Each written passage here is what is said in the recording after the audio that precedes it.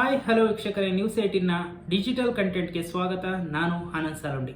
ಶಾಂತಿ ಕ್ರಾಂತಿ ಬಜೆಟ್ 500 ಕೋಟಿನ ಅಬ್ಬಾ ಏನು ಹೇಳ್ತಾ ಇದ್ದಾರೆ ಇವರು? ಆ ಕಾಲಕ್ಕೆ 500 ಕೋಟಿನ ಅಂತ ನೀವು ಶಾಕ್ ಆಗ್ಬೋದು. ಬಟ್ ಹೆಂಗೆ 500 ಕೋಟಿ ಅಂತಂದರೆ ಅದಕ್ಕೊಂದು ವಿಷಯ ಹೇಳ್ತೀನಿ. 1991ರಲ್ಲಿ ಏನು ಶಾಂತಿ ಕ್ರಾಂತಿ ಸಿನಿಮಾ ಬಂತು, ಆ ಟೈಮ್ಗೆ ಚಿನ್ನದ ಬೆಲೆ 3 ಲಕ್ಷಕ್ಕೆ 1 kg.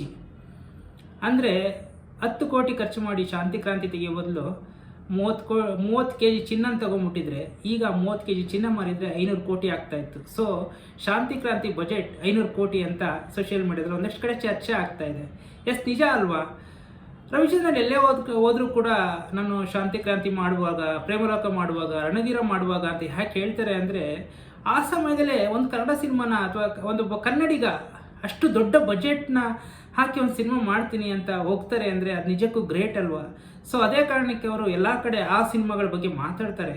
ಯಾಕಂದರೆ ಯಾರಿಗೇ ಆಗಲಿ ಇವತ್ತೇನೋ ಆಗ್ತಾ ಇದೆ ಅನ್ನೋದಕ್ಕಿಂತ ಅವತ್ತೇನು ಮಾಡಿದ್ದೆ ಅನ್ನೋದು ತುಂಬ ಇಂಪಾರ್ಟೆಂಟ್ ಆಗುತ್ತೆ. ಯಾಕಂದರೆ ಯಾರು ಹೆಜ್ಜೆ ಇಡೋಕ್ಕೂ ಮುಂಚೆ ಯಾರು ಮೊದಲು ಹೆಜ್ಜೆ ಇಟ್ಟರೋ ಅವ್ರಿಗೆ ಆ ಹೆಜ್ಜೆ ಗುರುತಿನ ನೆನಪಿರುತ್ತೆ. ಆ ಹೆಜ್ಜೆ ಗುರುತು ಒಂದು ದಾಖಲೆ ಆಗುಳಿದಿರುತ್ತೆ, ಹೆಗ್ಗಳಿಕೆ ಆಗುಳಿರುತ್ತೆ, ಗುರುತಾಗಿರುತ್ತೆ. ಅದೇ ಥರ ರವಿಚಂದ್ರನ್ ಅವರು ಆ ಕಾಲಕ್ಕೆ 10 ಕೋಟಿ ಅಂದರೆ ಈ ಕಾಲಕ್ಕೆ 500 ಕೋಟಿ ಬಜೆಟ್ನ ಹಾಕಿದ್ದಾರೆ. ಸೊ ನಮಗೆ ಅನಿಸ್ಬೋದು, ರಣಧೀರ ಸಿನಿಮಾ ಇತ್ತೀಚೆಗೆ ರೀಸೆಂಟಾಗಿ ಯೂಟ್ಯೂಬಲ್ಲಿ ನೋಡ್ತಾ ಇದ್ದೆ. ಅದಾದಮೇಲೆ ಹೀರೋ ಸಿನಿಮಾ ನೋಡ್ಬೇಕು ಅನ್ನಿಸ್ತು. ಹೀರೋ ಸಿನಿಮಾ ನೋಡಿದಾಗ ರಣಧೀರಾಗೂ ಹೀರೋ ಸಿನಿಮಾಗೂ ತುಂಬ ಸಾಕಷ್ಟು ವ್ಯತ್ಯಾಸ ಇದೆಯಲ್ಲ ಗುರು ಅನಿಸ್ತು. ಯಾಕಂದರೆ ಜಸ್ಟ್ ಕಥೆನಷ್ಟೇ ತಗೊಂಡು, ಮೇನ್ ಸೀನ್ಗಳನ್ನಷ್ಟೇ ತಗೊಂಡು ಫುಲ್ ಚೇಂಜ್ ಮಾಡಿಬಿಟ್ಟಿದ್ದಾರೆ ಕನ್ನಡದಲ್ಲಿ.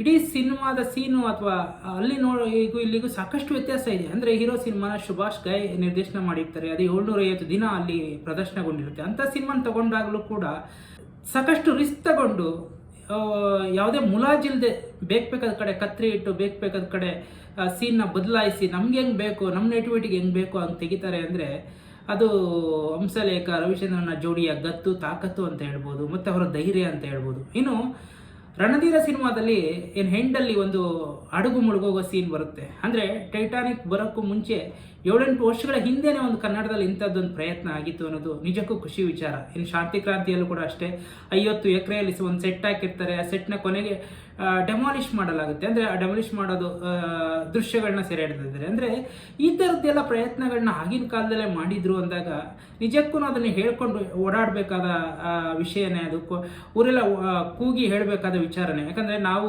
ಆಗಲೇ ಹಂಗೆ ಮಾಡಿದ್ವಿ, ಆಗಲೇ ಅಷ್ಟೊಂದು ಬಜೆಟ್ ಖರ್ಚು ಮಾಡಿದ್ವಿ, ಆಗಲೇ ಅಷ್ಟೊಂದು ರಿಸ್ಕ್ ತಗೊಂಡಿದ್ವಿ, ಆಗಲೇ ಅಷ್ಟೊಂದು ಸಾಹಸ ಮಾಡಿದ್ವಿ ಅನ್ನೋದನ್ನು ಹೇಳ್ತಾನೆ ಇರಬೇಕಾಗತ್ತೆ. ಅದನ್ನು ರವಿಚಂದ್ರನ್ ಅವರು ಕೂಡ ಎಲ್ಲ ಕಡೆ ಹೇಳ್ಕೊಳ್ತಾ ಇರ್ತಾರೆ. ನನ್ನ ಸಿನಿಮಾ ನಾನೇ ಮಾತಾಡಬೇಕು, ನನ್ನ ಮಕ್ಕಳ ಬಗ್ಗೆ ನಾನು ಮಾತಾಡಬೇಕು, ನಮ್ಮ ತಂದೆ ತಾಯಿ ಬಗ್ಗೆ ನಾನು ಮಾತಾಡಬೇಕು, ಇನ್ಯಾರು ಮಾತಾಡ್ತಾರೆ ಅಂತ. ಸೊ ಅದಕ್ಕೆ ಸೋಷಿಯಲ್ ಮೀಡಿಯಾದಲ್ಲಿ ಈಗ ಸಾಕಷ್ಟು ಚರ್ಚೆ ಆಗ್ತಿರೋದೇನೆಂದರೆ, ಶಾಂತಿ ಕ್ರಾಂತಿ 500 ಕೋಟಿ ಬಜೆಟ್ನ ಸಿನಿಮಾ. ಅವಾಗಿನ ಕಾಲದಲ್ಲಿ 3 ಲಕ್ಷಕ್ಕೆ kg ಚಿನ್ನ ಸಿಗ್ತಾ ಇತ್ತು. ಒಂದು ವೇಳೆ ರವಿಚಂದ್ರನ್ ಅವರು ಸಿನಿಮಾ ಮಾಡ್ದೇನೆ ಒಂದು 30 kg ಚಿನ್ನ ತಗೊಂಡ್ಬಿಟ್ಟಿದ್ರೆ ಇವಾಗ 500 ಕೋಟಿ ಅವರ ಕೈಲಿ ಇರ್ತಿತ್ತ ಅಂತ. ಬಟ್ ಅದಂಗೆ ಆಗಲ್ಲ. ಸಿನಿಮಾನೇ ನಮ್ಮ ಪ್ಯಾಷನ್ನು, ಸಿನಿಮಾನೇ ಜೀವ ಅಂತ ನಂಬಿರೋ ರವಿಚಂದ್ರನ್ ಅವತ್ತು 10 ಕೋಟಿ ಹಾಕಿ ಖರ್ಚು ಮಾಡಿ ಸಿನಿಮಾ ಮಾಡಿದ್ರು. ಅದನ್ನು ತೀರ್ಸೋಕ್ಕೆ 15 ವರ್ಷಗಳ ಕಾಲ ಟೈಮ್ ತಗೊಂಡ್ರು. ಅಂದರೆ ಅದ್ರ ರಿಸ್ಕ್ ಎಷ್ಟಿತ್ತು ಲೆಕ್ಕ ಹಾಕೊಳ್ಳಿ. ಅಂದರೆ ಅವರು ಒಂದು ಪ್ರೇಮಲೋಕ ಗೆದ್ದು ಅದು ಒಂದು 10-12 ಕೋಟಿ ಗಳಿಕೆ ಮಾಡಿದ ಮೇಲೆ ರಿಸ್ಕ್ ತಗೊಳ್ದೇನೆ ಮತ್ತೆ ಇನ್ನೊಂದು ಯಾವುದೋ ಸಿನಿಮಾನೋ ಅಥವಾ ರಿಮೇಕ್ ಸಿನಿಮಾನೋ ಅಥವಾ 1-2-3 ಕೋಟಿ ಬಜೆಟ್ ಸಿನಿಮಾನೋ ಮಾಡಿ ಇದು ಮಾಡ್ಬೋದಾಗಿತ್ತು. ಬಟ್ ಆ ಕಾಲಕ್ಕೇನೆ ಒಂದು PAN India cinema, Rajinikanth, Nagarjuna ಇವನ್ನೆಲ್ಲ ಹಾಕ್ಕೊಂಡು 4 ಭಾಷೆಗಳಲ್ಲಿ ಸಿನಿಮಾ ಮಾಡಬೇಕು ಅನ್ನೋಂತ ಹೊರಡ್ತಾರಲ್ಲ, ಅದಕ್ಕಿಂತ ಗ್ರೇಟ್ನೆಸ್ ಏನಿದೆ. ಸೊ ಅದೇ ಕಾರಣಕ್ಕಾಗಿ ಅನಿಸುತ್ತೆ ಜಂಜಿಗಳು ಈ ಟೈಮ್ನಲ್ಲಿ ಅದನ್ನು ರಿಲೀಸ್ ಮಾಡಬೇಕು. ರಿಲೀಸ್ ಮಾಡಿದ್ರೆ ನಾವು ನೋಡ್ತೀವಿ, ಎಷ್ಟು ಹಣ ಖರ್ಚಾದರೂ ಪರವಾಗಿಲ್ಲ, ನಾವೇ ಅಕೌಂಟ್ಗೆ ಹಾಕ್ತೀವಿ ಅಂತ ಹೇಳ್ತಾ ಇರೋದು ನಿಜ ಅನಿಸುತ್ತೆ. ನಿಜವಾಗ್ಲೂ ಖುಷಿ ಅನಿಸುತ್ತಲ್ಲ. ಯಾಕಂದರೆ ಒಂದು 36 ವರ್ಷಗಳ ಹಿಂದಿನ ಸಿನಿಮಾನ ಈಗ ನೆನೆಸ್ಕೊಂಡು, ಈಗ ಅದ್ರ ಬಗ್ಗೆ ಮಾತನಾಡ್ತಾ, ಈಗ ಅದ್ರ ಬಗ್ಗೆ ಈಗಿನ ಜನ್ರೇಷನ್ ಅಥವಾ ಈಗಿನ ಪೀಳಿಗೆ ಅದನ್ನು ಹೊಗಳ್ತಾ ಇದೆ, ಅದ್ರ ಬಗ್ಗೆ ಅದರ ವ್ಯಾಲ್ಯೂನ ಹೇಳ್ತಾ ಇದೆ. ಅಂದರೆ ಆ ಸಿನಿಮಾ ನಿಜಕ್ಕೂ ರವಿಚಂದ್ರನ್ ಅವರು ಮಾಡಿದ್ದಕ್ಕೂ ಸಾರ್ಥಕ ಅನ್ನಿಸ್ತಾ ಇದೆ. ಇದಾಗಿತ್ತು ನ್ಯೂಸ್ 18ನ ಡಿಜಿಟಲ್ ಕಂಟೆಂಟ್. ಕಾರ್ಯಕ್ರಮ ನೋಡಿದ್ದಕ್ಕಾಗಿ ಥ್ಯಾಂಕ್ ಯು. ನಿರ್ಭೀತ, ನಿಷ್ಪಕ್ಷಪಾತ, ವಿಶ್ವಾಸಾರ್ಹ ಸುದ್ದಿಗಳಿಗೆ ಹೆಸರಾಗಿರುವ ನ್ಯೂಸ್ 18 ಕನ್ನಡ ಈಗ ಆಪ್ನಲ್ಲೂ ಲಭ್ಯವಿದೆ.